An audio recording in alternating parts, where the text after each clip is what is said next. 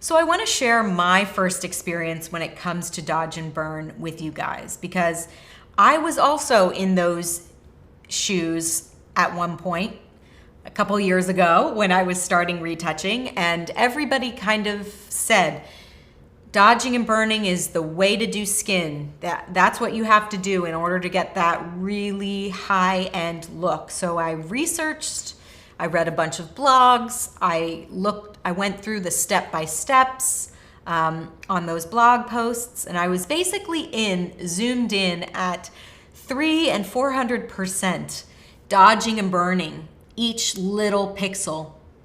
And then I zoomed out and I said, well, I don't see any difference whatsoever. So needless to say, I was quite frustrated by that experience, and I didn't necessarily understand why dodge and burn was important. Hence why I'm spending so much time on the concept before we get to the practical section.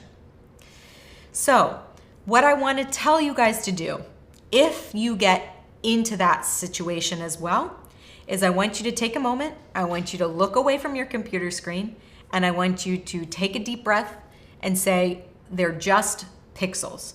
Don't let them get the best of you, okay? Don't get frustrated, just look away. They're just pixels. And then I want to tell you guys about my Photoshop mantra. My mantra is 90% of what you do in Photoshop can be done by changing the brightness or darkness value of a pixel or by changing its color.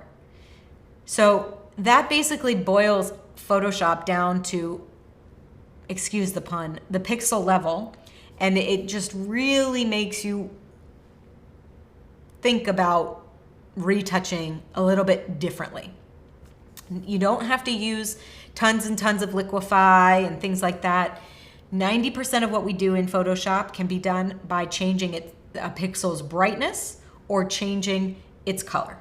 So in closing, don't get frustrated. I know that it's hard, but we are going to really dive into the concept and the practical sections in our next chapters, and we're really going to explain it, and you are definitely not going to get frustrated. So let's move on.